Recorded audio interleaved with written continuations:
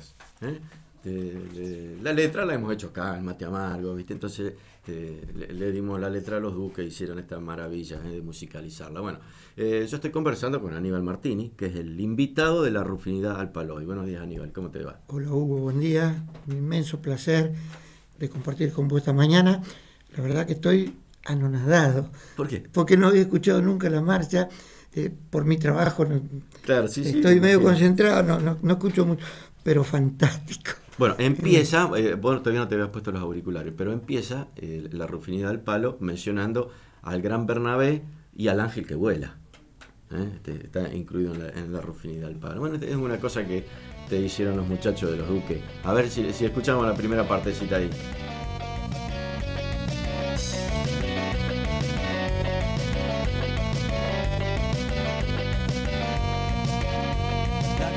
Más oscura, el río subterráneo, las minas más lindas del mundo, el ángel que vuela, el gran Bernabé y el gran Amadeo que ataja las heladas mortales, los soles de enero, como quema el viento norte, chichín en un velorio, viento sur que congela el arsénico en el agua y muchas otras cosas. Bueno, esa es la primera estrofa de la Rufinidad al Palo que no habías escuchado, Martín, Aníbal. Bueno, incluimos ahí al Ángel que vuela, obviamente.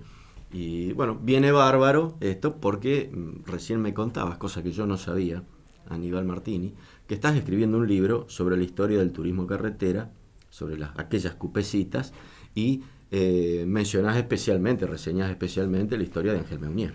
En realidad el libro es una biografía completa de la vida de Meunier. Ah, es una biografía de Ángel Meunier. Pero me pareció que hacer un libro solamente de Meunier era un poco egoísta, porque yo tengo un montón de anécdotas de aquel turismo carretera. Y lo que cuento no son historias, porque historia se han escrito toneladas del turismo de carretera. Lo que cuento son anécdotas, y la mayoría es inéditas. Claro. De esas anécdotas que uno vive al costado del camino, en la soledad, conviviendo con los corredores, con los mecánicos, y en ese mundo fantástico que generó el turismo de carretera en la década del 60, que seguramente nunca más se podría repetir. No, seguro que no. Aníbal, bueno, vamos a empezar por el principio. Aníbal, vos naciste en Rufino. Sí. Tenés 68 años. Yo te recuerdo de mi infancia, vos fuiste el primer periodista que yo conocí. Yo te veía por la tele, cuando Rufino tenía uno de los primeros videocables que existieron en el país. Exactamente. Que era Canal 2 de Rufino, en la década del 60. Sí, señor. En la década del 60. Yo no sé qué otras ciudades, aparte de Buenos Aires, no sé si Rosario. Villa María, Río Cuarto, Venado Tuerto. Claro. Teníamos todo un circuito. Sí, el circuito cerrado. Sí. El circuito cerrado de televisión, Rufino Canal 2. Si vos tenías un programa que se llamaba Vértigo y Motores. Exactamente. Que estaba los días martes. Los martes a la nochecita, a la noche. Yo recuerdo que veía en la pantalla del circuito cerrado del Canal 2 de Rufino la carrera de TC que se había corrido el domingo. Acá todavía no había televisión. No había televisión, ¿no? Claro. Y el tema fue que, en realidad, yo tenía una enorme lucha, porque yo quería llegar el lunes con la película, pero como Venado Tuerto estaba antes que yo, y ahí estaba Ibargú, eran todos mis amigos, el circuito primero pasaba por Venado, así que... Y te mandaban el rollo. No, sí, 16 milímetros. Era la película 16 milímetros. En realidad era una productora en la que todos estábamos asociados, que la cabeza visible de todo eso era Washington Rivera. Washington Rivera no debe vivir seguramente ya, durante muchos años fue el jefe de prensa de la AFA, y bueno, y andaba en todo eso del automovilismo, de las carreras. Pero ¿cuándo empezaste a hacer periodismo en Rufino? Y en Rufino... ¿Cuándo y cómo? Sí, bueno, yo primero viví frente a Sosa Cobiana, así que claro, yo vine a hacer noticias. Claro. Noticias nació prácticamente, tenía un carrito, cochengo, y la imprenta estaba en la calle Juan B. Justo. Bueno, yo me crié... Hay un montón de cosas. Cochengo, que le creamos una audiencia más joven, digamos, que vendría a ser el abuelo de José María. El abuelo de José María. En realidad hay cosas que yo digo que nada es casual en la vida, las cosas son causales. Yo viví en un barrio bárbaro, mi papá tenía negocio todos recordarán El Cafetero. Enfrente estaba Tito Ruiz, por algo soy fotógrafo. Después, claro. Él después me mandó Sí. a trabajar con De la Matía. Y enfrente Sosacoyán. Entonces, a mí me apasionaban esas cosas. Esta pasión por el automovilismo viene de muy chico. Siempre me gustaron los autos. Pero un día, siendo yo muy pequeño, tendría no más de 11 años, se corría la Vuelta de Santa Fe. Entonces mi papá era socio de don Atilio Calcia y para una coupé Ford frente al negocio de mi papá. Este hombre, que era amigo de Atilio Calcia, como no lo encontró don Atilio, se pone a charlar con mi papá y le pregunta dónde queda el Automóvil Club. Y yo que estaba mirando el auto, mi papá me llama y me dice que lo acompaña a ese señor en el auto de carrera hasta el Automóvil Club. Ah, era una coupé de TC, una coupé Él de... venía a correr. Los corredores venían claro. con los autos andando. Claro, No sí, como sí, ahora. sí. No lo traían venían con los autos andando. en el camino. Él iba a correr la Vuelta de Santa Fe. Ese hombre de San Francisco se llamaba Carlos Luso. Imagínate, esas 3 cuadras desde el negocio de mi casa hasta el Automóvil Club, yo me sentía... ¿Cuántos años tenías? 11 años, 11. 10, Claro. no más. El dueño del mundo. Cuando yo me veo todos los muchachos, corren la Vuelta de Santa Fe, y vos de quién sos hincha, de Carlos Luz. Carlos Luz, una cargada. Claro, ¿quién será? El caso es que, corría Eusebio Marcilla, Fangio, Galvez, todos los corredores famosos. ¿Quién gana la Vuelta de Santa Fe? Carlos Luso. Mira vos. Fue la única carrera que ganó. Y a la vuelta, pasa por mi casa.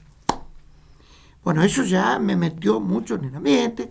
Después yo me voy a Buenos Aires, estudiar, me vinculo, estoy en el ambiente de la carrera. Muchos me ayudan, los de Meunier, los de Morán. Porque yo era un pibe cuando se corre la Vuelta a Rufino, año 62, yo ya hacía un par de años que andaba en el ambiente. ¿Esa fue la primera Vuelta de Rufino en el 62? 30 de septiembre del En 62. el 62. Es toda una epopeya. Y viene a cuento esto de la rufinidad, porque yo creo, y los memoriosos no me van a dejar mentir, que pocas veces en la historia de Rufino se debe haber asistido a un acto de unión, de solidaridad, de predisposición, de ganas de hacer cosas sin diferencias, ni ideológicas, políticas, religiosas, ni cosa que se pareciera. Fue epopéyico, una cosa increíble. Primero porque había una enorme efervescencia. Yo quiero recordar que en el año 62, el 29 de abril, Meunier gana en Necochea y rompe la barrera de los 200. De los 200 kilómetros, sí. Toda una epopeya. Salen todos los diarios, todas las radios. A los 15 días se corre la Vuelta de Santa Fe y vuelve a ganar Meunier.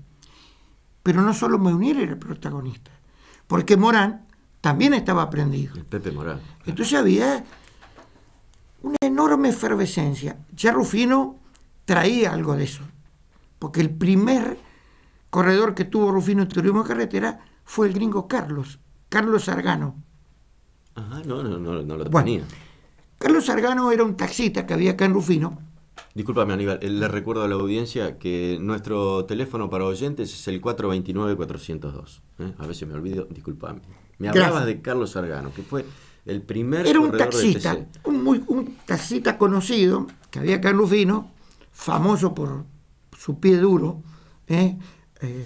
Solía correrle al cuyano de acá cuando llevaba los O sea, pasajeros. cuando llamabas el taxi y te tocaba Sargano, Sí, agarraste bueno, Catalina. agarrate. Había en Rufino un señor roatino que tenía una coupé Ford y se corre la Vuelta de Santa Fe. Y se la ofrece al gringo Carlos. Ese es el primer corredor rufinense que va a correr. Por supuesto, bueno, tuvo un abandono y hay una anécdota fantástica.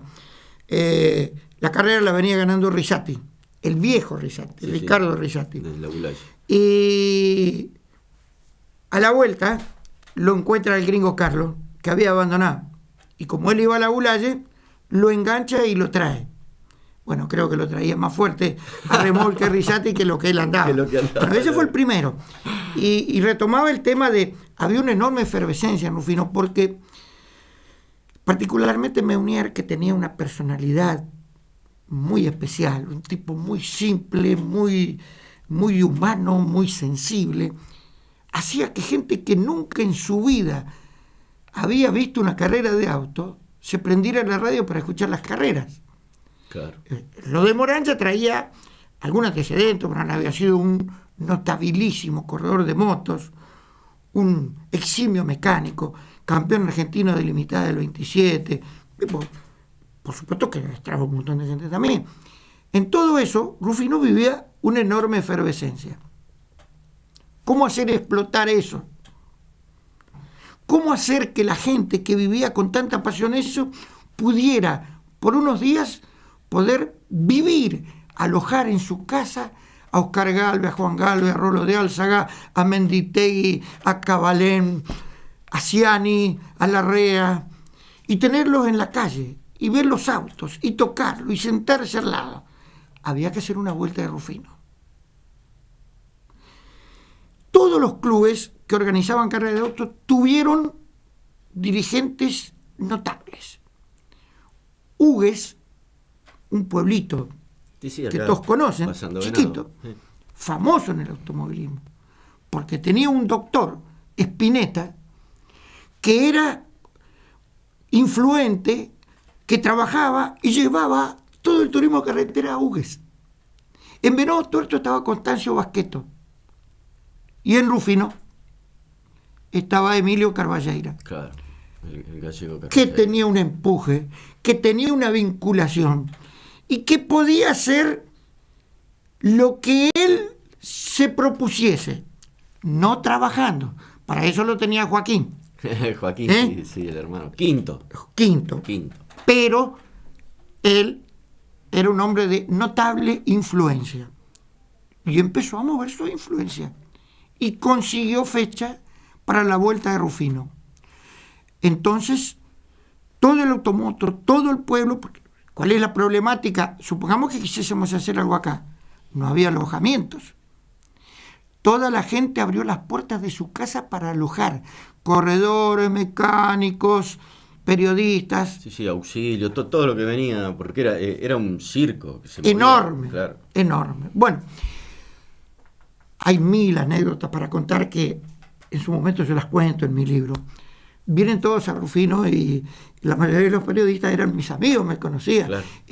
Yo vengo de una familia humilde y en mi casa era un negocio. Bueno, en mi casa los teléfonos había que pedir para hablar con Buenos Aires. No era discado directo. No, y te decían, tiene 3 horas de demora. De demora. Bueno, espera 3 horas.